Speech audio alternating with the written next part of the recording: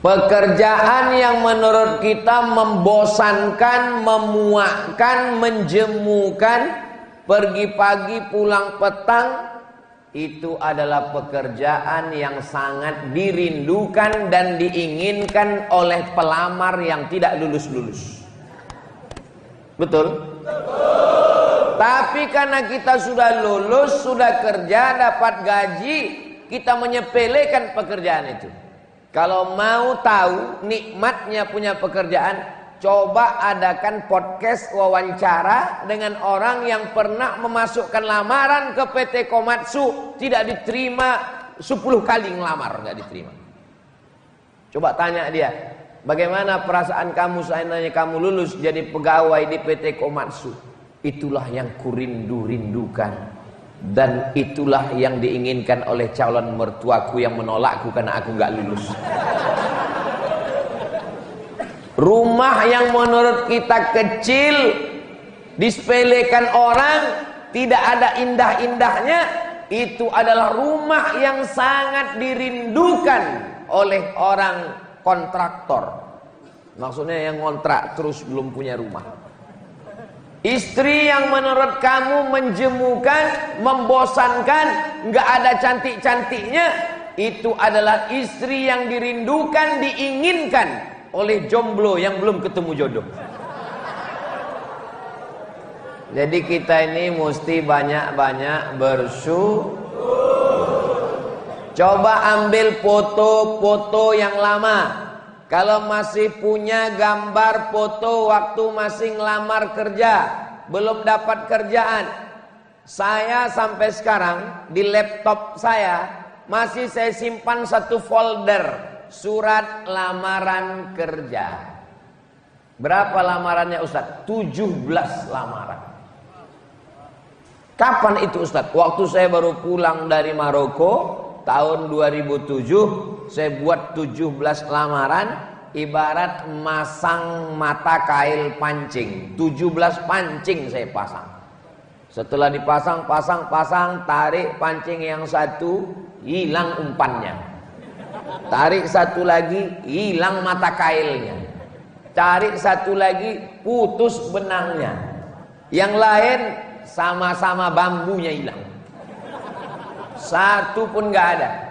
Apa gunanya folder itu saya simpan? Kalau saya lagi tidak bersyukur, kalau saya lagi bosan, folder itu saya buka, mengenang masa lalu Abdul Somad. Kau mesti banyak bersyukur. Kenapa saya menasehati diri saya sendiri? Karena tidak ada orang menasehati saya. Hari Jumat khutbah mestinya 4 kali. Jumat 1, Jumat 2, Jumat 3, Jumat 4. Saya sengaja kosongkan satu Jumat supaya ada khatib yang menasehati saya. Abdul Somad, kamu jangan cuma menceramahi orang, mengkhutbahi orang.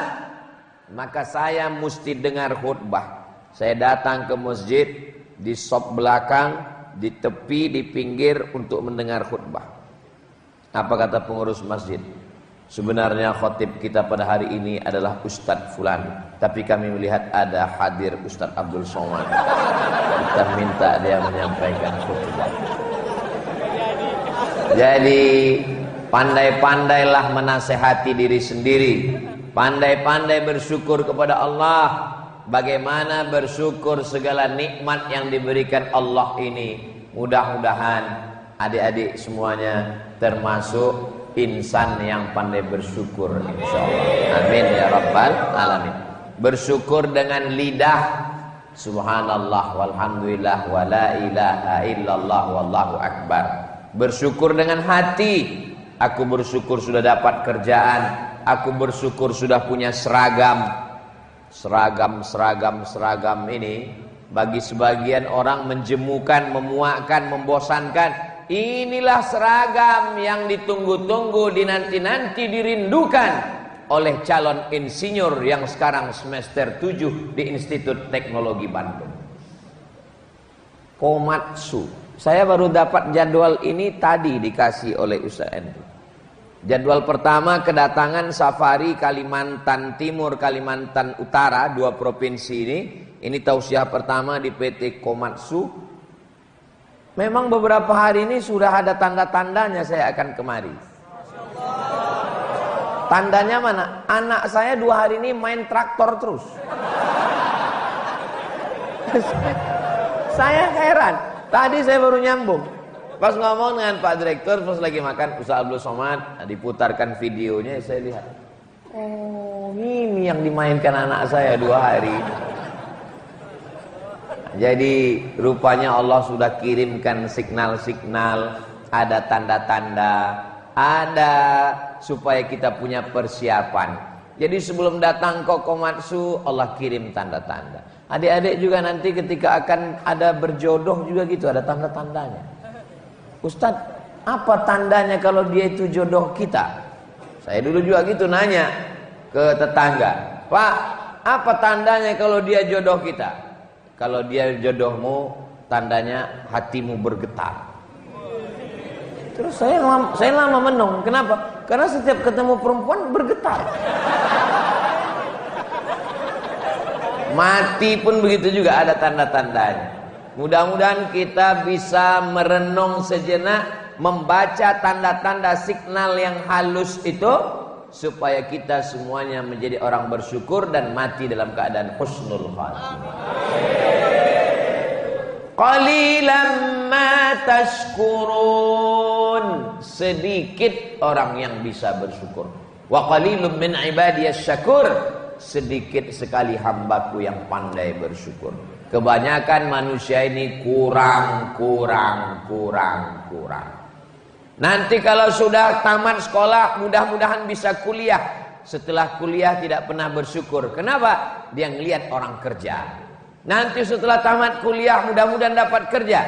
Setelah kerja dia nggak pernah bersyukur. Kenapa? Karena dia ngelihat orang yang tinggi jabatan. Nanti kalau saya sudah kerja saya akan bersyukur. Nggak juga bersyukur. Kenapa? Dia ngelihat orang yang sudah kerja dapat uang, menikah. Nanti kalau sudah menikah bersyukur. Tidak juga bersyukur. Kenapa? Dia lihat kawannya sudah nikah, punya rumah, punya mobil, punya kendaraan. Nanti kalau sudah nikah akan bersyukur. Ternyata sudah nikah tidak bersyukur. Kenapa? Karena dia lihat orang sudah punya anak, dia belum juga punya. Nanti kalau sudah punya anak akan bersyukur. Ternyata setelah punya anak tidak bersyukur. Kenapa? Karena anaknya laki-laki. Orang terus nanya, kok nggak punya anak perempuan? Renungkan nikmat yang sedang ada sekarang. Mundur 10-5 tahun yang lalu, bagaimana rindunya kita ke PT ini, rindunya punya seragam ini, rindunya bekerja di sini. Sekarang sudah dapat, syukuri dengan lidah alhamdulillahirabbil alamin. Kita akan cinta dengan pekerjaan kita, cinta di tempat kita bekerja. Adik-adik yang sudah bekerja di PT Komatsu ini, di antara nikmatnya bukan cuma seragamnya, bukan cuma gajinya, tapi nikmat yang terbesar adalah di tempat bekerjanya tidak terhalang untuk beribadah, ada masjid. Bayangkan saudara-saudara kita yang mesti bekerja ke luar negeri, ngurus visa, bayar, sampai di tempat kerja sholat pun tidak bisa. Assalamualaikum Ustaz Abdul Somad, tolong baca DM saya. Ada pertanyaan yang sangat penting. Admin, apa pertanyaannya? Apa hukumnya sholat di WC? Ini mau ngetes Ustaz Somad atau gimana? Kamu nanya begini apa maksudnya? Mau ngetes-ngetes? Ternyata dia kerja di luar negeri. Karena di dalam negeri sudah puluhan lamaran tidak diterima. Akhirnya demi sesuap nasi membahagiakan orang tua dan gak tahan telinga karena ditanya orang kampung terus, kok gak kerja? Kok gak kerja? Sudah jual tanah, sudah jual sapi, sudah jual gelang ibu, anting, gak juga kerja. Ada lamaran diterima, permohonan pergi ke luar negeri. Sampai di luar bertemu dengan orang-orang yang punya prinsip time is money. Uang adalah Tuhan. Mereka mempertuhankan uang. Bagi mereka 5 menit sholat zuhur dan asar mengambil jatah kerja, nggak boleh sholat. Supervisor pengawas saya nggak boleh sholat, Ustaz. Terus kamu gimana? Saya masuk ke toilet, Bisa kira-kira kalau badan saya ditekuk, saya bisa rukuk, sujud, dan saya gelar di situ kain, anduk, dan saya sholat di situ. Apa hukumnya Pak Ustaz? Sebetulnya toilet tempat najis, kotor. Masuk ke dalam kaki kiri, Allahumma inni a'udzubika minal khubuthi wal khaba'ith. Wudu saja pun makruh di dalam. Tidak boleh menyebut nama Allah, karena di dalam ada tempat buang air besar, buang air kecil. Tapi karena ini darurat tingkat tinggi, daripada enggak sholat sama sekali, maka sholatlah di situ. Ada adik-adik di sini yang sholat di toilet. Masjidnya besar. Jadi yang selama ini belum juga sholat, mudah-mudahan dibukakan Allah pintu hati. Tidak ada halangan. Malah didatangkan guru Syaukani, didatangkan Ustadz Abdul Somad datang kemari, dibuatkan acara tabligh akbar pengajian.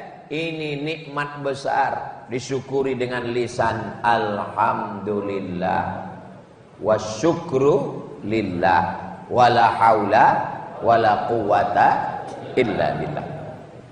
Bersyukur dengan lisan, lidah. Bersyukur dengan hati, senantiasa mensyukuri nikmat Allah. Bersyukur dengan harta, membayar zakat. Jadi adik-adik yang punya penghasilan 1 tahunnya di atas 85 gram emas, itu sudah kena zakat 2,5%. 85 gram itu Pak Ustadz, 1 gram emas itu sekarang 1 juta berapa gitu. Yang tahu harga emas tuh di pojok kiri sana. Harga emas 1 gramnya 1 juta sekian. Tapi karena kita udah lama kenal baik, 1 juta aja lah. Jadi siapa yang punya penghasilan setahun 85 gram kali 1 juta, 85 juta, bagi 12 bulan lebih kurang 7, sekian, maka dia wajib keluar 2,5%. Namanya zakat. Gaji saya cuma 5 juta Pak Ustadz. Jangan hitung cuman gaji pokok, hitung total semua. Uang lembur, uang tunjangan, uang sipak, uang sundul, uang sikut, uang tanduk. Semua di total pendapatan keluarkan 2,5%. Jadi kalau 2,5% dari 1 juta itu 25.000, berarti kalau 10 juta 250.000. Jadi kalau ada tabungan 100 juta, kalau dilihat dari tatapan mata dan senyumnya yang lepas, kelihatannya di atas 100 juta ya. Makanya saya pancing-pancing di awal tadi. Saya mau ngelihat ini berapa tabungannya. Pas saya pancing dikit, senyumnya lepas, di situ saya baru tahu. Soalnya di tempat lain orang yang kalau nggak punya uang tuh susah mau senyum lepas. Dipancing dikit. Tapi kalau lepas begini, ini di atas 100 juta. Jadi uang yang sudah disimpan selama 1 tahun, jumlahnya di atas 85 gram, itu dikeluarkan 2,5%. Saya ada nyimpan di bank 100 juta Pak Ustadz, hasil kerja di PT Komatsu berapa? 100 juta. Tidak berkurang selama setahun, tidak di bawah 85. Maka keluarkan zakatnya 2,5%. Kalau 100 juta berarti zakatnya 2,5 juta. Kemana dibayarkan? Ke Basnas, Badan Amil Zakat Nasional Kabupaten dan Provinsi Kalimantan Tengah. Apakah kita di sini bisa buat Basnas? Bisa. Namanya UPZ, Unit Pengumpul Zakat. Panggil bapak-bapak dari Basnas kemari, minta mereka buatkan surat izin pembukaan UPZ, Unit Pengumpul Zakat. Maka semua pegawai karyawan storkan ke UPZ, dari UPZ nanti disalurkan ke Basnas Kabupaten dan Provinsi. Kebanyakan orang nggak mau bayar, kenapa? Karena dia sudah punya orang yang dia santuni tiap bulan, tetangganya, karyawan, supir, driver, asisten rumah tangga, lalu dia bayarkan zakat. Tidak boleh membayarkan zakat kepada asisten rumah tangga, security, driver kita sekaligus gaji, nggak boleh. Asisten rumah tangga, ini gaji kamu 2 juta sekaligus zakat saya bulan ini. Itu terlalu cerdas beragama. Kalau mau bayar gaji, berapa gajinya? 2 juta, 3 juta. Ini gaji kamu dan ini zakat saya. Kalau dia masuk dalam salah satu dari 8 asnaf. Innamas shadaqatu lil fuqara wal masakin wal amilin 'alaiha wal muallafati qulubuhum wa fir riqab wal gharimin wa fi sabilillah wa banis sabil. Tidak boleh dikeluarkan dari yang 8. Bolehkah saya berzakat kepada ayah saya, Pak Ustadz? Ibu saya? Ayah, ibu, istri, anak tidak boleh dikasih zakat. Papa, ini ada hadiah untuk papa sekaligus zakat saya bulan ini. Enggak boleh. 4 orang ini tidak boleh dizakati. Istri, ini belanja bulan ini mama sekaligus zakat saya. Enggak boleh. 4 orang ini tidak boleh dizakati. Kenapa? Karena mereka wajib kita beri nafkah. Itu beda gaji ibu dengan gaji bapak. Ibu punya gaji 10 juta, bapak punya gaji 10 juta. Uangnya sama. Apa bedanya? Gaji bapak di dalamnya ada nafkah istri, ada nafkah anak, ada nafkah orang tua. Sedangkan gaji perempuan bersih 10 juta, tidak berkurang sama sekali. Begitulah hebatnya perempuan. Saya berani nyampaikan ini di sini karena nggak banyak perempuan, dan mereka nggak akan membocorkan ini keluar. Karena asalnya perempuan di rumah, waqarna fi buyutikunna. Tapi bolehkah perempuan bekerja? Boleh, dengan syarat dan ketentuan berlaku. Maka istri dapat izin dari suami, lalu kemudian dia bekerja. Apa beda gaji suami sama gaji istri? Gaji suami di dalamnya ada tanggungan, gaji istri bersih. Lalu kebetulan suaminya belum bekerja. Lalu kemudian ya begitulah Allah membagi dengan keadilan. Bolehkah istri berzakat ke suami? Boleh. Istri manggil suaminya, mari kemari fakir miskin.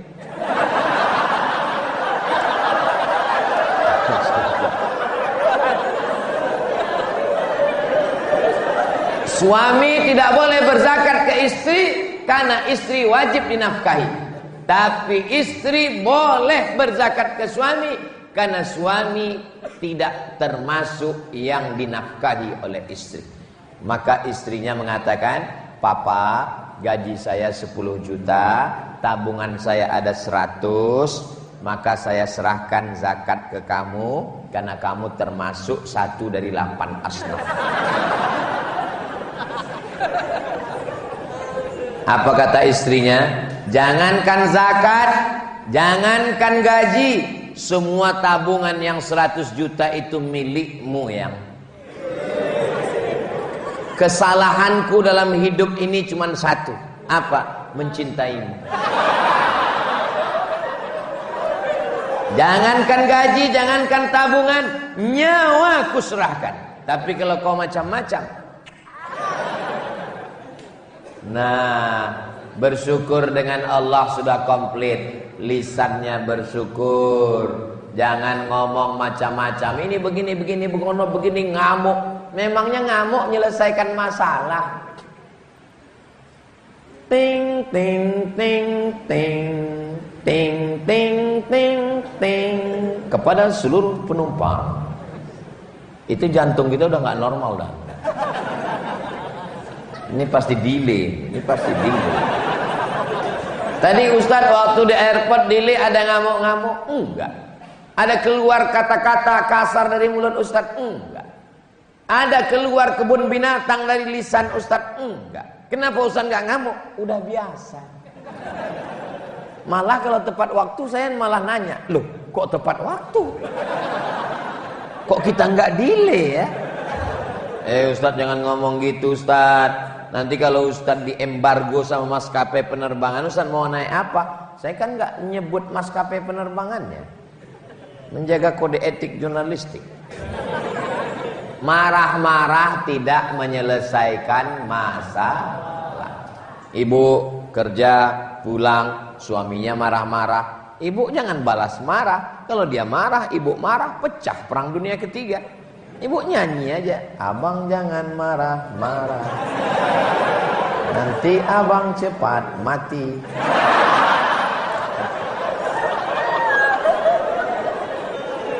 Banyak-banyak bersyukur. Kamu ini sudah kerja pergi pagi, anak belum bangun sudah pergi, pulangnya malam, tempat kerjanya jauh dari PT Komatsu. Kamu ini orangnya kasar, kamu ini begini begono. Kamu jangan balas marah. Kalau kamu marah juga apa yang terjadi? Kamu syukuri Allah sudah mengirimkan bidadari surga.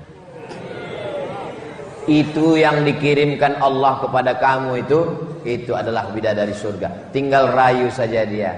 Bisa dipending sebentar bidadari surga. Apa kamu katakan saya bidadari surga? Kamu mau merayu saya? Kamu memang bidadari surga sayang. Aku bidadari surga? Iya, tapi aku gemuk mas. Kamu memang bidadari surga, tapi diturunkan Allah di rumah makan. Mudah-mudahan yang belum ketemu jodoh segera dapat jodoh. Siapa yang gak nerima calon mantu pakai seragam begini? Ini gaji menurut kadar warna kelihatannya.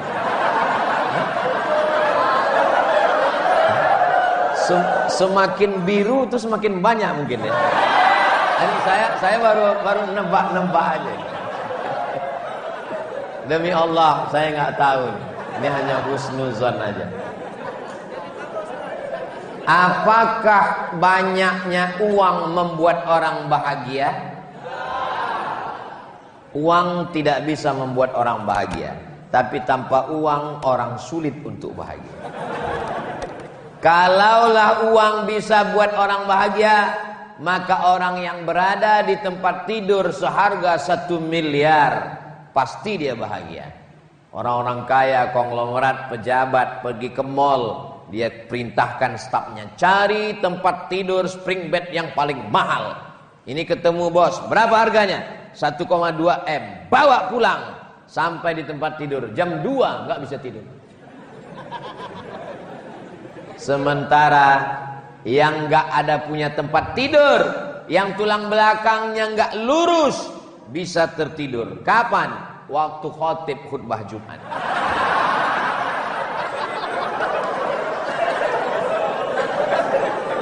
Maka saya Ustadz Abdul Somad belum pernah ngamuk marah ke jamaah ketika khutbah ceramah jamaahnya tidur. Belum pernah saya marah. Dengarkan tausiah Ustadz Somad yang streaming, yang YouTube, yang Instagram, yang TikTok, belum pernah marah. Kenapa? Karena uang tidak bisa membeli tidur. Berapa banyak orang punya uang tapi tidak bisa tidur, kena penyakit insomnia. Pergi ke psikiater, pergi ke rumah sakit hanya untuk beli pil obat tidur. Ustadz tadi berangkat dari rumah jam berapa? Subuh, langsung ke airport Pekanbaru. Dari Pekanbaru terbang ke Jakarta 1,5 jam. Jakarta menantikan pesawat terbang, langsung berangkat ke Balikpapan. Ustadz belum ada istirahat. Disitulah Allah berikan saya keutamaan. Belum ban pesawat itu bergerak, saya sudah tidur. Begitu duduk, bangun sampai Jakarta, tidur lagi sampai Balikpapan. Jadi ada satu nikmat yang menurut kita bukan nikmat, itu adalah nikmat. Maka kalau ada nanti adik-adik yang sholat lalu ditegur orang, kenapa kamu tidur? Kata Ustadz Somad, ini nikmat yang belum tentu bisa dibayar dengan uang. Mudah-mudahan kita mensyukuri semua nikmat Allah ini. Amin ya rabbal alamin. Bersyukur. Yang kedua, ikhlas. Air yang tidak bercampur dengan apa-apa, murni, tidak ada warnanya, tidak ada baunya, tidak ada rasanya. Orang Arab menyebut air itu al-ma'ul khalis, air yang ikhlas. Ini kalau di Arab ini namanya al-ma'ul khalis, air yang ikhlas. Kenapa ikhlas? Tidak ada warnanya, tidak ada baunya, tidak ada rasanya. Air ikhlas. Ustadz mesti sering dikasih air ikhlas. Kalau Ustadz Somad dikasih air gula, nanti dia kena diabetes meletus. Kalau Ustadz Somad dikasih minum kopi, nanti dia tidak bisa tidur di jalan, nanti sampai di tempat ceramah dia nggak bisa berdiri, goyang. Maka PT Komatsu bukan hanya bisa membetulkan mesin traktor, tapi juga paham air apa yang mesti diberikan ke Ustadz. Air ikhlas. Oh, ini Ustadz Somad nih kelihatannya nyindir ini. Saya Ustadz yang tidak pandai sindir menyindir. Saya orangnya langsung to the point. Buka daun nampak buah. Ustadz mau minta teh manis ya? Saya sudah dikasih makan dan minum tadi di belakang. Itu maka saya berdiri tegak. Tadi ditanya, Ustadz duduk atau pakai kursi? Saya tegak berdiri. Kenapa? Karena kalau saya duduk di kursi, lalu kemudian Pak Direktur, guru, adik-adik di bawah, saya duduk, saya merasa diri saya seperti Fir'aun. Ikhlas, bersihkan hati, langkahkan kaki dari rumah, bismillahi tawakkaltu 'alallah, la haula wala quwata illa billah. Selama adik-adik bekerja, dari mulai pagi, sore, petang, lembur, malam, itu insya Allah bernilai ibadah. Yang sudah punya istri, punya anak, ayah ibunya ada, maka dia menanggung 4 nafkah. Istri, anak, ayah, ibu. Mereka suap nasi dengan ikan. Allahumma barik lana fima razaqtana wa qina azabannar, halalan thayyiba. Untuk bayar anak sekolah, TK, SD, SMP, SMA, kuliah, maka itu bernilai ibadah. Tapi jangan sampai lupa ibadah mahdoh. Kerja ini ibadah, ibadah. Dari mulai masuk pagi sampai pulang petang ibadah. Tapi ada satu lagi namanya ibadah mahdoh, pure, original, murni ibadah. Itulah dia sholat. Jangan sampai gara-gara ini, gara-gara ceramah Ustaz Somad, hayya 'alas shalah, dari masjid Baitul Muttaqin, rumahnya orang bertakwa. Dia tetap juga kerja di kantor, buat laporan, masang mesin, alat berat, semuanya. Begitu ditanya, kamu nggak sholat? Ini adalah ibadah. Ibadah ada 2. Satu ibadah mahdoh, sholat. Satu lagi ibadah ghairu mahdoh. Dia tidak ibadah, tapi kalau disebut nama Allah, maka dia bernilai ibadah. Ada orang ketika sholat dia sangat khusyuk, gatal kepalanya, garuk sekali, takut dia, matanya hanya melihat ke tempat sujud. Tapi begitu bekerja, tidak on time, tidak tepat waktu, terlambat, malah terlambat datang, pulang cepat. Pas ditanya, kamu kenapa lambat datang, pulang cepat? Kita tidak boleh bersalah 2 kali dalam sehari. Kalau sudah salah di awal, jangan lagi lambat pulang, mesti cepat.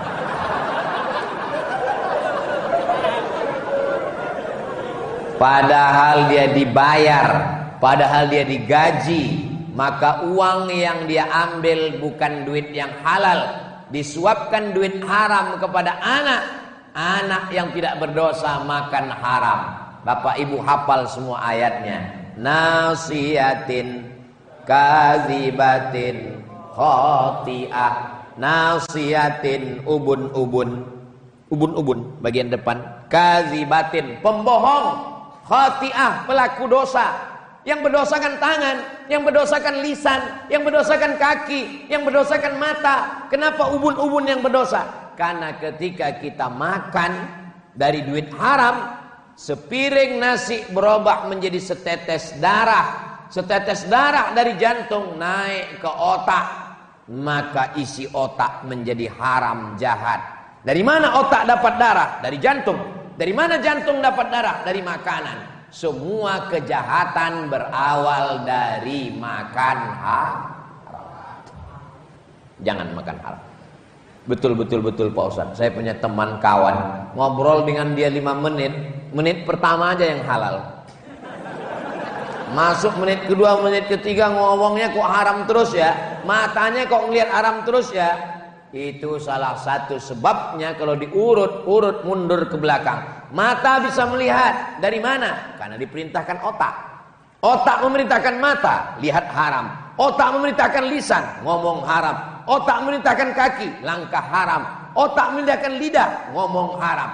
Dari mana anggota tubuh berfungsi? Dari otak. Otak dapat perintah dari mana? Dari darah. Darah naik ke otak dari mana?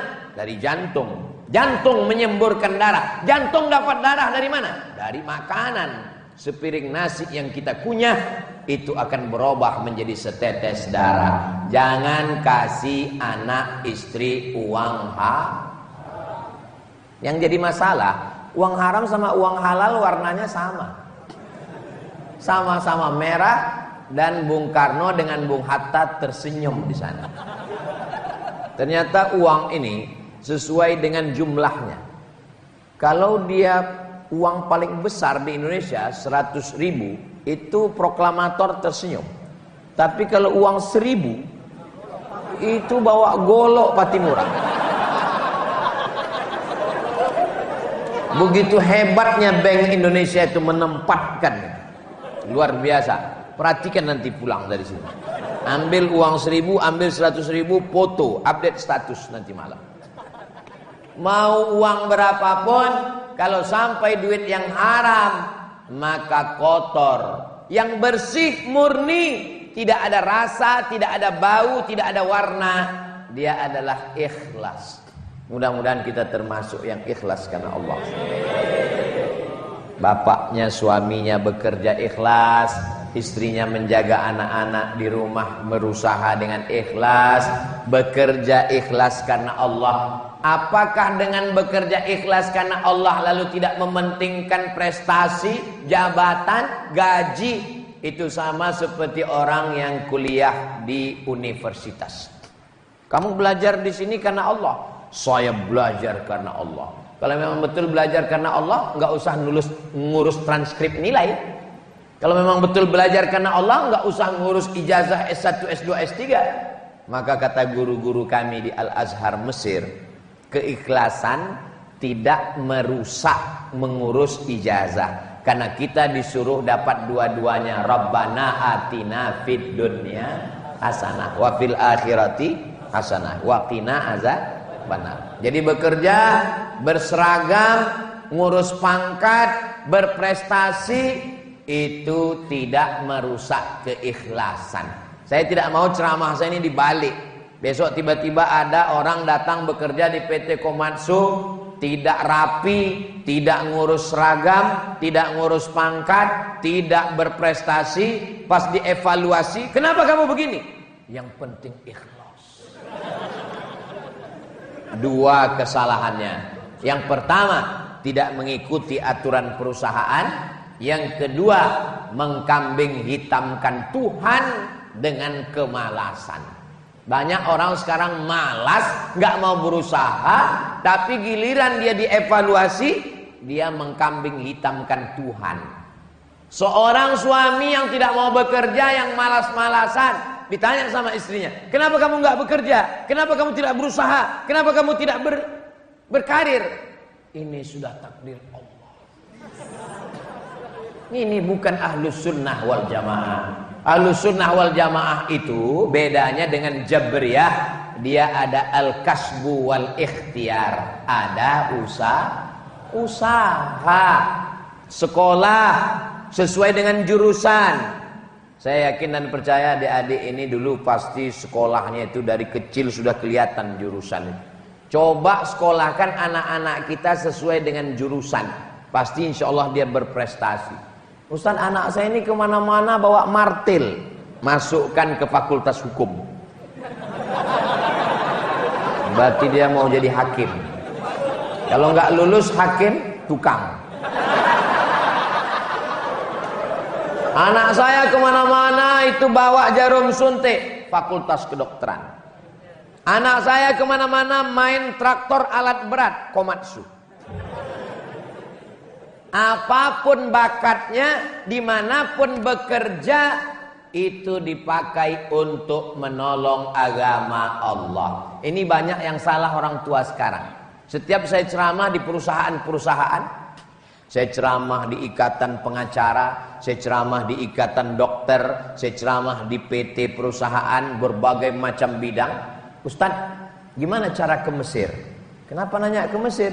Saya mau kirim anak saya ke Mesir. Yang mau ke Mesir ini anaknya apa bapak? Saya. Jangan paksa anak kita pada bidang yang dia tidak suka. Walaupun saya ustaz, anak saya tidak paksa. Saya hanya paksa anak saya mondok sampai kelas 6 pondok taman SMA. Habis itu terserah dia mau kemana. Kalau dia mau jadi teknisi, dia mau jadi programmer komputer, dia mau jadi pengacara, silakan. Saya tidak paksa dia jadi ustaz. Saya paksa dia jadi ustaz. Saya paksa mesti seperti saya. Saya kirim dia ke Mesir. Dia tidak jadi saya, dia jadi Fir'aun.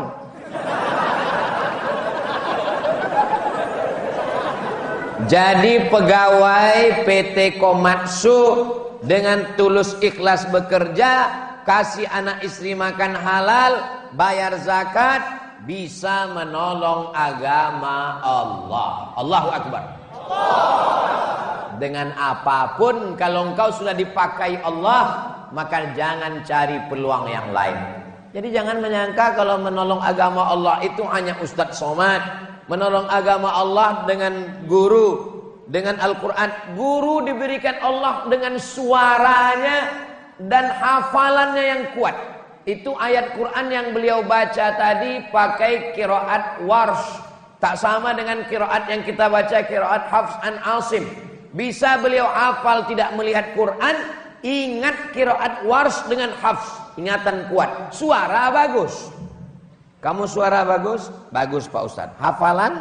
Error. Kamu hafalan bagus? Hafalan bagus Pak Ustadz. Suara? Macam kambing ditarik.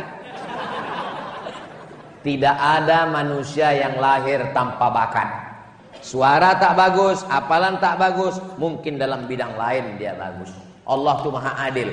Kalau sudah merasa ini bidang saya, tekunlah di sana, kerja ikhlas, insya Allah bisa menolong agama Allah subhanahu wa ta'ala. Tapi saya nggak bisa ceramah, saya nggak bisa khutbah. Ayyahdiyallahu bika rajulan wahidan. Satu orang dapat hidayah karenamu. Satu orang khairum minad dunya wa ma fiha. Lebih baik daripada dunia dan seisinya. Satu orang cuman. Gua banget ini. Saya memang betul Pak Ustadz, saya nggak pernah khutbah, saya nggak pernah ceramah, dan yang dapat hidayah itu cuma satu orang Pak Ustadz. Siapa? Istri saya. So sweet. Mudah-mudahan adik-adik dapat istri yang solihah. Tolong yang bilang amin yang belum nikah aja. Saya khawatir yang udah nikah bilang amin. Keyword yang pertama bersyukur, yang kedua ikhlas, yang ketiga adalah bahagia. Melihat dari senyumnya, dari tatapan matanya, semua ini orang-orang bahagia. Amin. Nggak tahu juga keluar masjid nanti ya.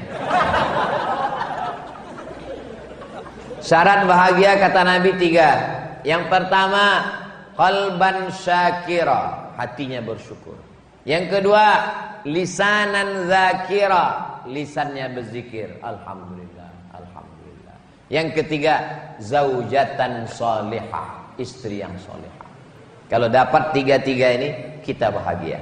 Doakan supaya Ustaz Abdul Somad dapat tiga-tiga ini. Amin. Hati bersyukur, lisan berzikir, istri salihah.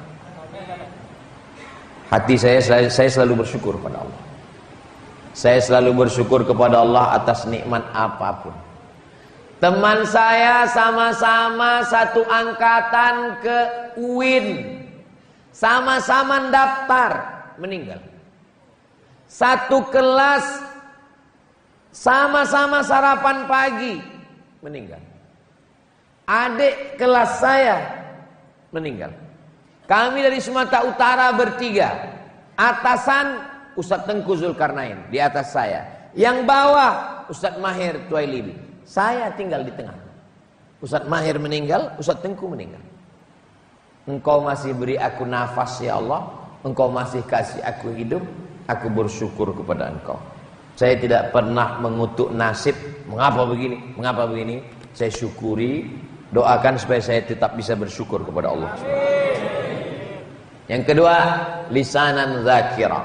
Kalau kita ikut omongan orang, letih kita capek. Makanya orang kalau ketemu dengan saya di luar masjid, di luar tausiah, Ustaz Somad ini orangnya cool banget ya. Kalau Ustaz kalau pas ngomong itu, tapi kalau pas ngobrol, apa yang mau kuomongkan? Apa yang mesti dicakapkan? Kalau saya ngomong depan orang banyak, yang saya sampaikan hadis, saya sampaikan ayat. Tapi kalau sudah, saya lebih banyak mendengar. Kenapa? Tidak usah banyak ngomong, banyak cakap yang tidak bermanfaat. Setiap katanya akan diminta tanggung jawab. Ada juga orang yang nggak ngomong, tapi jempolnya jalan terus. Habis grup-grup WhatsApp.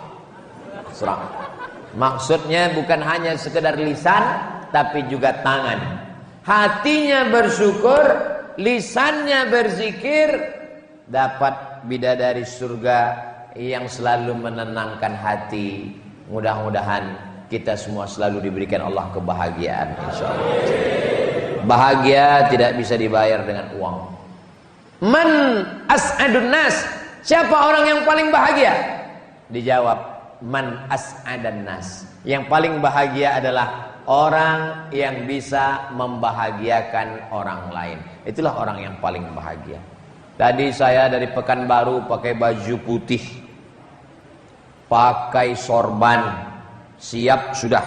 Ustadz Atta, nanti kita sampai di tempat tausiah, saya pakai baju, pakai sorban. Ya, begitu sampai di PT Komatsu, berubah, bajunya diganti.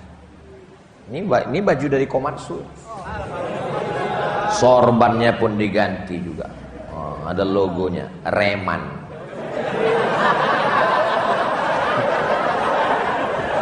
Reman. Kenapa sorban Ustadz diganti? Kenapa bajunya diganti? Ada orang yang bahagia pakai baju baru. Tapi ada yang lebih hebat lagi. Apa dia? Dia bahagia melihat orang lain pakai baju baru. Itu yang lebih the best lagi. Ada orang bahagia melihat dirinya bahagia. Tapi ada yang lebih hebat lagi. Siapa? Ikut bahagia melihat kebahagiaan orang lain. Itulah orang yang paling bahagia. Bahagia makan enak, minum enak, bahagia. Tapi ada orang lebih bahagia. Dia beli nasi bungkus 2, dia pergi ke panti jompo menemui orang-orang tua. Karena dia tidak bahagia kalau dia hanya makan sendiri, dia bahagia melihat orang lain makan. Assalamualaikum Bapak panti jompo. Waalaikumsalam. Berapa orang semua yang ada di panti ini? Ada 100 orang. Saya mau ajak mereka makan. Semuanya? Enggak, 1 orang aja.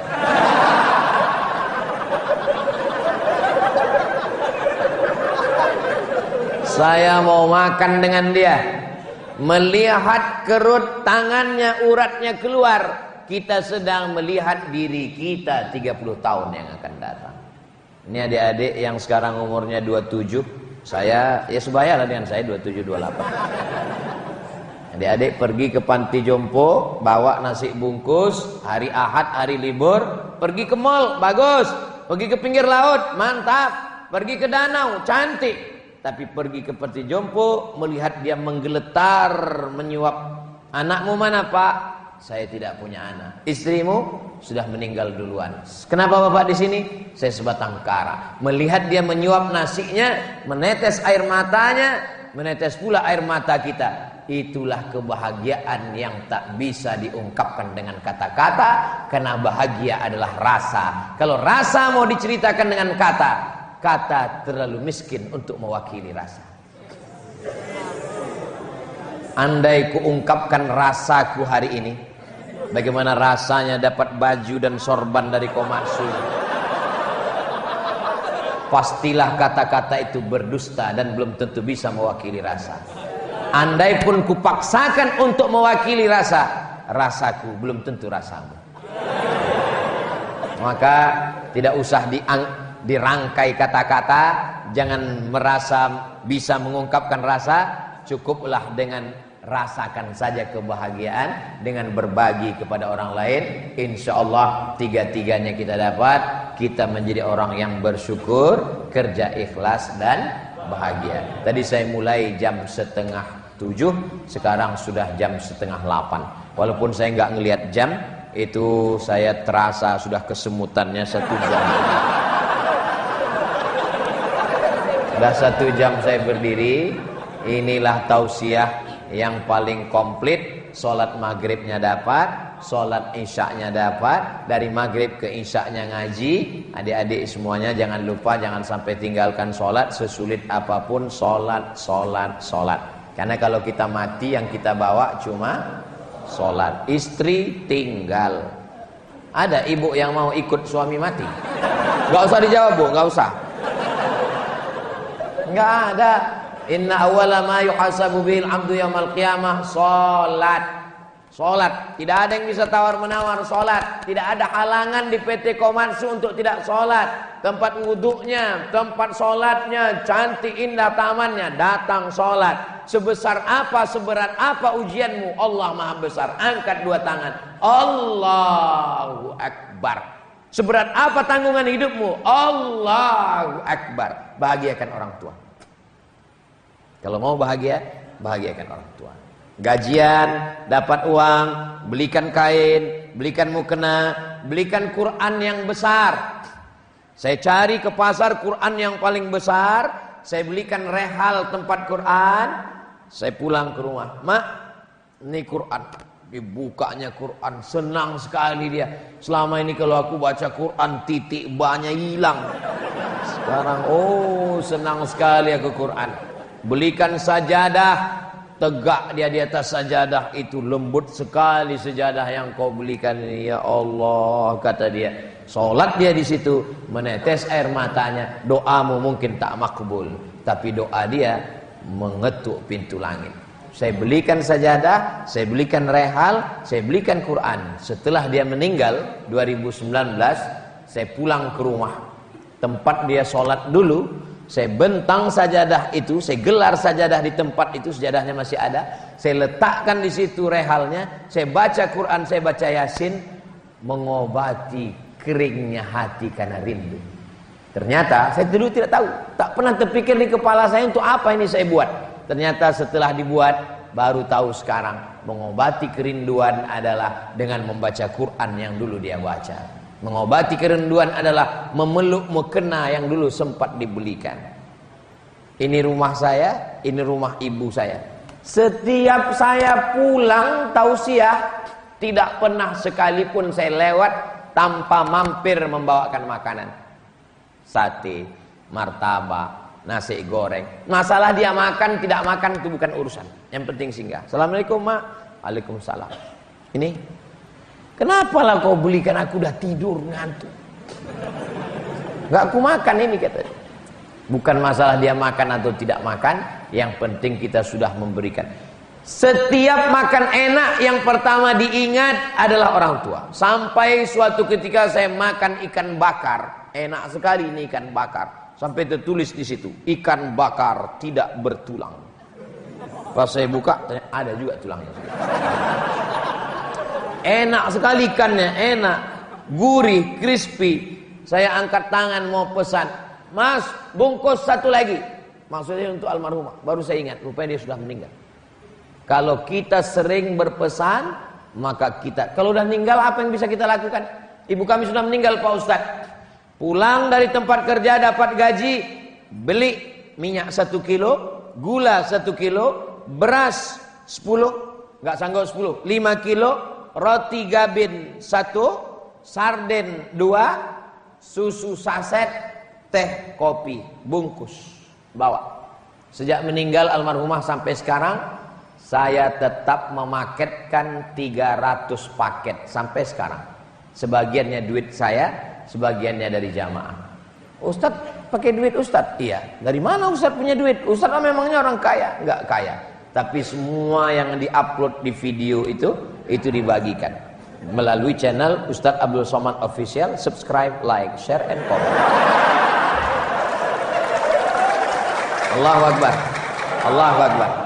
Kalau adik-adik mau bahagia, maka bahagiakan orang tua. Insya Allah. Kalau masih ada dia di rumah, pulanglah. Pulang malam ini, berikan makanan kesukaannya, belikan kain, belikan mukena. Kenapa? Nanti duitmu banyak, tapi tak ada lagi yang bisa tempat engkau berbagi cerita. Sekarang mungkin belum terasa, tapi nanti barulah kalian mengatakan, betul kata Ustaz Somad. Jadi selama ini nggak betul. Itu yang dapat saya sampaikan. Terima kasih atas segala perhatian. Mohon maaf atas segala kesilapan dan kekhilafan. Mudah-mudahan tetap terus semangat, terus bersyukur, terus ikhlas, dan terus dalam kebahagiaan. Ala hazihin niyah. Al-Fatihah.